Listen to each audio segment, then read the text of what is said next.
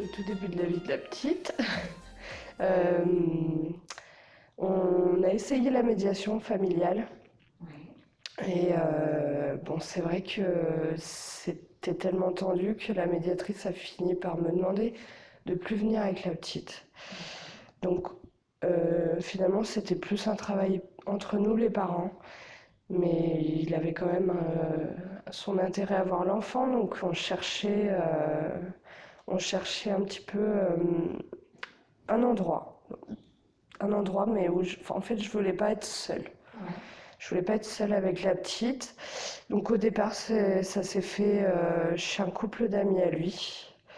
Et puis bon, ça s'est passé 2 ou 3 fois et voilà, je me suis sentie pas à l'aise. Et donc c'est la médiatrice qui nous a parlé de l'association. Quand j'ai visité, c'était à peu près ce à quoi je m'attendais. C'est rassurant. Voilà, on m'a fait visiter et bon, j'ai vu qu'il y avait tout, quoi. Tout ce qu'il peut y avoir à la maison, en dehors du lit, évidemment. Mais il y a des jouets, il y a un espace pour que l'enfant puisse manger. Il y a tout ce qu'il faut, un petit canapé. C'est convivial en plus, on voit tout de suite que voilà que c'est pas l'école, c'est presque comme à la maison en fait. Alors j'avais pas d'attente particulière, j'avais envie de laisser un petit peu les choses se faire. Parce dans ce genre de situation, on a quand même, on cherche un petit peu le relais. Et c'est de faire confiance à quelqu'un qui saura faire ce que nous, à ce moment-là, on n'arrive pas. C'est vrai que les circonstances ont fait que des fois, on aimerait avoir du monde de notre côté. Donc, j'ai un peu cherché ça. Je me suis confiée surtout aux personnes présentes ici. J'ai un peu cherché ça et au final, je suis contente qu'on n'ait pas été de mon côté. Ça m'a aidé à voir les choses autrement, être peut-être un peu moins égoïste. Ça a créé un déclic presque. Ils m'écoutaient, ils étaient là pour m'écouter. C'est vrai que je me suis sentie... Il y a un soutien quand même si c'est neutre, il y a du soutien. On sent qu'on est écouté. Et ça déjà, c'est hyper important parce que moi, il y a des choses que j'ai confiées que j'arrivais pas à exprimer en dehors d'ici, quoi. J'ai amené la petite ici, elle était passée à son papa et ensuite moi je repartais. Elle restait 2 heures ici. Il lui donnait le goûter pendant ces 2 heures, il jouait avec elle. Alors après j'étais pas là pour voir évidemment, mais je sais qu'il était accompagné et puis aider s'il avait besoin, parce que je pense que lui aussi à un moment donné il a dû avoir des questions.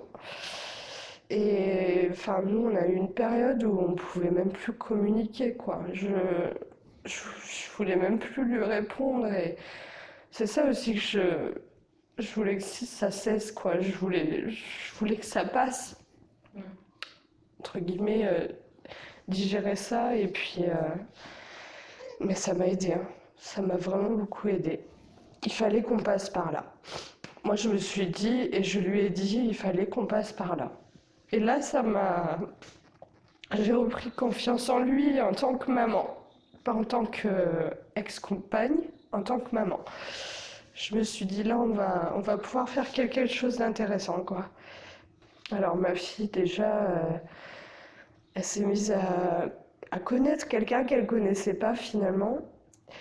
Parce que il faut savoir que avant qu'on fasse appel à un stand de famille, en fait la petite, elle nous avait jamais réellement vus tous les deux ensemble. Et puis moi à chaque fois je demandais comment elle a réagi quand elle l'a vu. C'est important qu'elle le reconnaisse. Oui, oui, c'était important pour moi de savoir. Je suis vraiment venue là pour montrer aussi à l'équipe ma reconnaissance. Ça a été vraiment précieux pour moi, ce soutien, Puis voilà, ils ont toujours eu les mots, quoi. Je sais pas comment dire. Ils ont supporté mes larmes, mes crises de colère, parce que des fois, je Je me supportais même plus moi-même d'être autant en colère contre le papa. En fait, ça m'a fait prendre du recul, c'est-à-dire que je me prenais la tête des fois pour des petites choses. Et en fait, en laissant, entre guillemets, je dis entre guillemets, la responsabilité à quelqu'un, faire un passage de relais comme avec mon avocate, ça a été un moyen pour moi de prendre du recul et un peu de distance avec tout ça. Et après, j'ai vu les choses autrement. Je me suis dit, mais attends, ta fille, elle grandit, elle va comprendre beaucoup de choses. Attention à ça, aux réactions, à tout. Et on change, on mûrit, en même temps que l'enfant, quoi. Oui, on grandit en même temps que l'enfant, donc c'est extraordinaire quand même.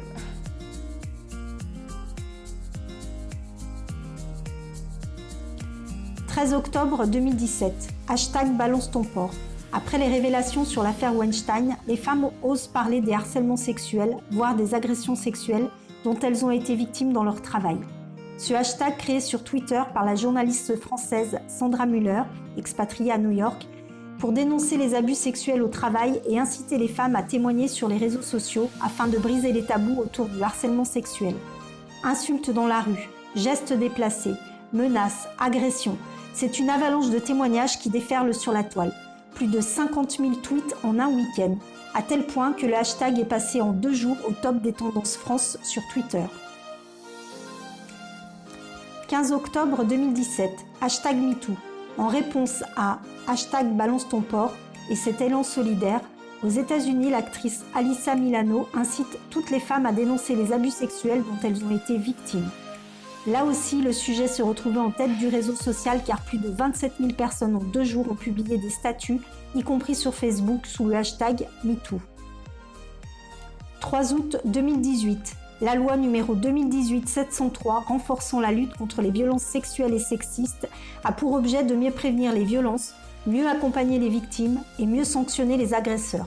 Les principaux articles de la loi contre les violences sexistes et sexuelles prévoient un délai de prescription à 30 ans pour les crimes sexuels commis sur mineurs, le renforcement de la protection des mineurs face aux agressions sexuelles et viols commis par un majeur, la création d'une infraction pour verbaliser le harcèlement de rue, la lutte contre les nouvelles formes d'agression, raids numériques sur les réseaux sociaux, upskirting ou voyeurisme, drogue du viol, etc.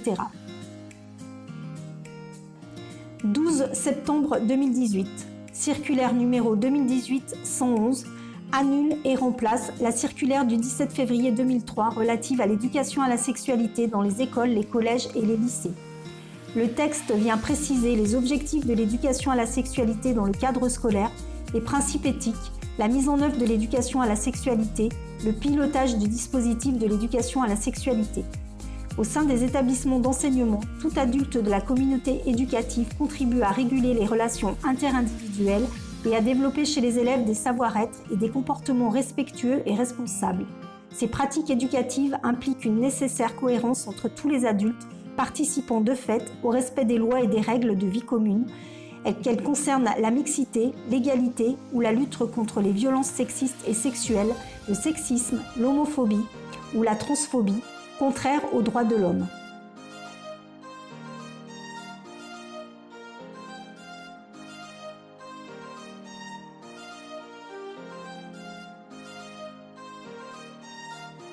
Je travaille à la communauté de communes du Clunisois. Je coordonne les activités autour de la petite enfance, de l'enfance jeunesse et de la famille, et notamment à travers la structure 1001 familles en Clunisois, qui est un EVS, un espace de vie sociale. Alors nous, on a commencé à travailler avec Vie et Liberté depuis déjà un long moment, parce que Catherine Barret, qui était un stand famille, était beaucoup présente sur le territoire du Clunisois, dans les projets, etc. Et du coup, quand on a commencé à travailler sur la structure 1001 familles et à sa mise en place, elle a toujours été avec nous dans toutes les réunions pour nous apporter son expertise, sa vision. Et ensuite, on a continué avec Vie et Liberté à travers des permanences, etc. Donc pour nous, Vie et Liberté, c'est vraiment un accompagnement, plus aussi dans la méthode parfois, dans ce qu'on aimerait apporter aux familles, etc. Vie et Liberté, c'est très très important dans nos actions. On ne peut pas faire sans vous, en fait, on ne peut pas. Pour moi, Vie et Liberté est une association qui permet aux personnes qui en ont besoin d'échanger et de se retrouver entre elles, et puis d'avoir cette petite espace, cette petite bulle pour échanger. Voilà, pour que les personnes elles échangent et puis qu'elles aient sans jugement quelqu'un qui puisse les aider, les accompagner dans leurs difficultés. Une association, avant il y en avait deux, mais j'ai l'impression qu'il n'y en aura plus qu'une. Bon, ça va être un peu sans doute plus clair aussi pour nous. Jusqu'à récemment, j'étais pendant 12 ans adjoint à la ville de Mâcon en charge des politiques de solidarité et de la santé publique. Donc c'est à ce titre que pendant 12 ans, j'ai suivi l'association Vie et Liberté. Et puis depuis maintenant 6 ans, je suis conseiller au département de Mâcon. Donc sachant que le département est le principal financeur des centres de planification, donc j'ai également suivi, donc à double titre, cette association depuis ces années. Non, en tant qu'élu à la santé, j'ai un rôle global sur la santé globalement de la population, avec un intérêt particulier pour les centres de planification, qui sont des centres importants, puisque c'est là où on fait de la prévention, au niveau de la santé, on fait de l'information sur les difficultés de la sexualité, sur les difficultés de contraception. Donc tout ça, c'est un global qui rentre bien dans le cadre des fonctions d'un élu qui s'occupe de la santé en général. Maintenant, je pense que la situation, probablement grâce à la nouvelle équipe, c'est bien équilibré et on est tout à fait satisfait du fonctionnement de Vie et Liberté, qui est quand même un peu particulière par rapport à ce qui existe dans les autres centres de planification qui sont au niveau du département. Il y a 7 centres de planification au niveau du département, et Vie et Liberté, c'est la seule gestion d'un centre de planification par une association.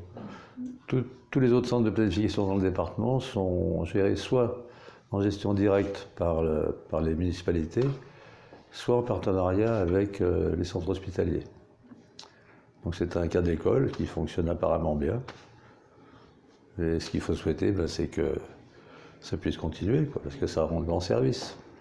Et qu'il y a une activité qui est proportionnellement très importante, puisqu'on frôle pratiquement l'activité de Chalon-sur-Saône, qui est une ville nettement plus importante en termes de population.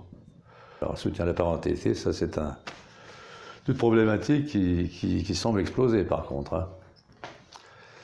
Mais ça, il faudra répondre à la demande, parce qu'on voit des cadres familiaux de plus en plus difficiles et complexes à gérer. Hein.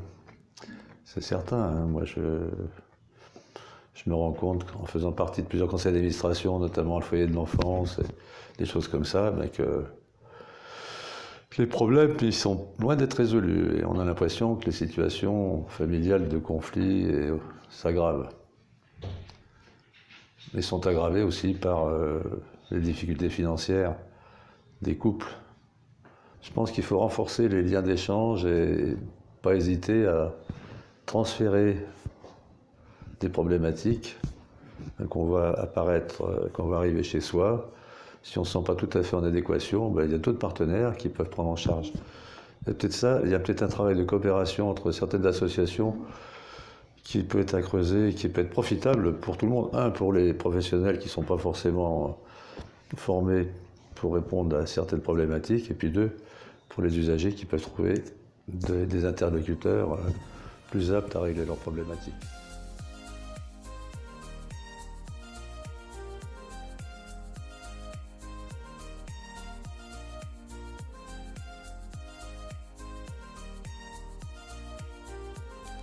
« 3 septembre 2019, Grenelle contre les violences conjugales. Le gouvernement lance le premier Grenelle contre les violences conjugales. Ce dispositif réunit autour de la table de nombreux acteurs, ministres, parlementaires, élus locaux, administrations, associations, familles et proches de victimes, avocats, médias, professionnels de santé, du logement, forces de l'ordre, etc. Son objectif, prendre des engagements concrets et collectifs visant à lutter toujours plus efficacement contre les violences conjugales autour de 3 grands axes. Prévenir, protéger et prendre en charge punir pour mieux protéger.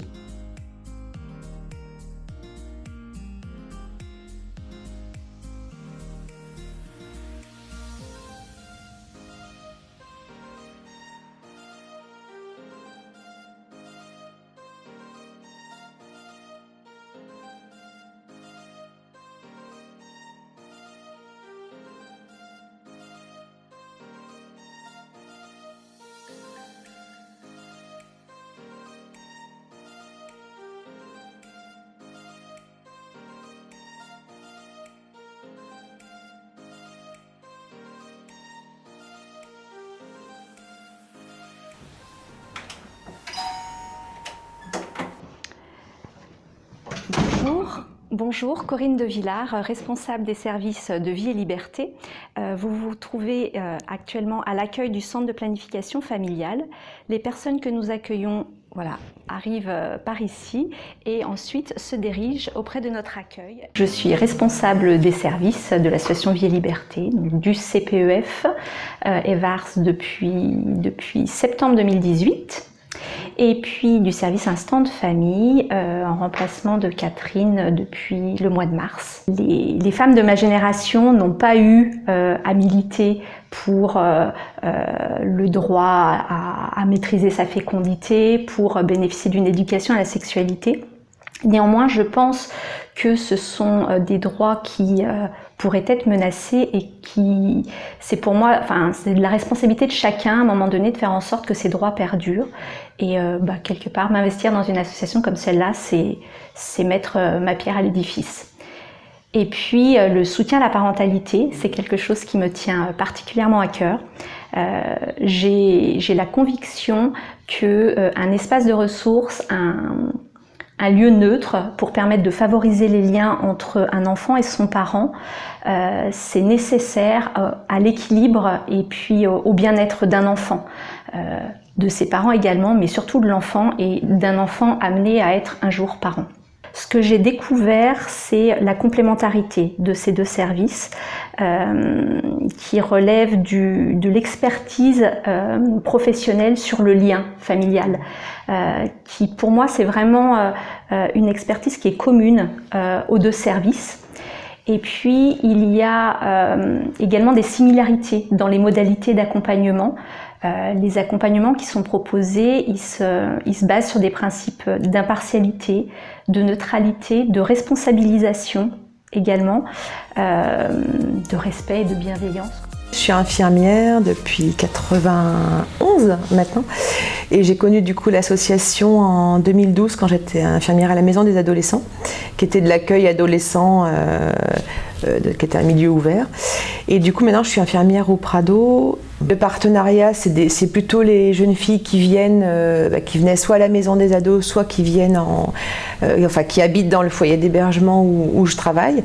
On parle contraception forcément souvent, il y a des jeunes filles qui sont enceintes, donc là dès qu'il y a ce genre de problématique en fait moi j'appelle l'association Vie et Liberté et c'est surtout sur ce côté-là contraception et IVG que j'utilise cette association. Après, je sais qu'on peut venir là pour des conseils aussi. En tant que professionnelle, je trouve que c'est très réactif au niveau des rendez-vous. C'est très rassurant pour moi d'avoir un conseil, de savoir que j'ai accès à ces professionnels-là. Et je pense que c'est rassurant pour les jeunes. Moi, souvent, je démarre les rendez-vous ici avec les jeunes et après, je leur donne le numéro de téléphone et je sais qu'elles rappellent. Une fois ensemble, elles intègrent le lieu après. Pour si on a un dépistage de grossesse ou dépistage d'IST, j'appelle là. Si on continue d'évoluer dans ce partenariat, c'est plutôt soutenant et agréable pour moi, ouais, complètement. Je suis responsable coordinatrice de la Maison des adolescents de Saône-et-Loire, qui est donc portée par un groupement de coopération sociale et médico-sociale. Historiquement, c'est un partenariat ancien, parce que l'association Vie et Liberté, dès le départ de la réflexion sur la maison des adolescents, fait partie du groupe de partenaires, groupe de pilotage, pour réfléchir et constituer le projet. Ensuite, au cours des années, ce partenariat s'est consolidé par l'interconnaissance de nos services et puis, comme nous avons un public commun par rapport aux différentes orientations qu'on a pu faire de part et d'autre, et puis les projets auxquels on a participé en commun. C'est 2 sites, mais une vocation vraiment depuis le départ départementale. Donc chaque jeune ou chaque parent qui peut avoir besoin d'un adressant à la maison des adolescents peut venir indifféremment sur l'un des 2 sites. Ces actions collectives nous permettent de mieux nous connaître, de répondre collectivement à un besoin qu'on identifie à un moment donné pour le public commun, et mieux nous connaître aussi, et c'est notre autre axe, de travail commun, pour s'orienter mutuellement, parce que je crois que les orientations elles existent vraiment des 2 côtés, les jeunes et les familles qui peuvent avoir besoin de nos services. Voilà, cette proximité géographique pour pouvoir orienter et les jeunes vers le CPEF, et en général c'est très très bien connu, donc on rappelle plus aux jeunes et aux parents l'existence de ce service. Pour le soutien à la parentalité et la médiation familiale, on est aussi très content de pouvoir s'appuyer sur vos services. J'ai tellement mesuré l'utilité de l'association Vie et Liberté sur la place de Mâcon que ça fait 40 ans que j'y suis. Et je vais vous remercier vraiment du fond du cœur. Les anciennes, celles qui sont plus là, qui on va rendre hommage. Oui. Et puis donner beaucoup d'énergie et je dirais même d'amour aux nouvelles qui sont en place et à transmettre à celles qui vous succéderont. L'association Vie et Liberté a donc 40 ans d'existence. Elle a développé au fil des années 2 services, des actions, des projets pour se professionnaliser progressivement. Donc on arrive aujourd'hui à un tournant de l'association, une nouvelle étape qui va être franchie avec un certain nombre de documents administratifs, institutionnels qui sont en préparation, avec un projet associatif qui va permettre de délimiter le cadre d'intervention pour les 5 ans à venir. Un gros travail conjoint entre les salariés et les administrateurs qui a été intense pendant plusieurs mois, mais qui aboutit à un joli projet, à un joli travail. Voilà, une association qui fonctionne bien, une dynamique qui est enclenchée, qui va se poursuivre dans les mois et les années à venir. Toujours au service de la population, donc du côté de l'éducation à la sexualité, du soutien à la parentalité. Donc l'association Vie et Liberté souhaite poursuivre son travail en lien avec les partenaires locaux pour s'appuyer sur les besoins qui ont été identifiés sur le terrain et développer des actions qui soient au plus près des besoins des usagers, que ce soit dans le champ de l'éducation à la sexualité, du conseil conjugal et familial, mais également dans le champ du soutien à la parentalité et de la médiation familiale. Voilà, de beaux projets en perspective, des actions qui vont se poursuivre dans l'avenir et on l'espère pour encore de nombreuses années.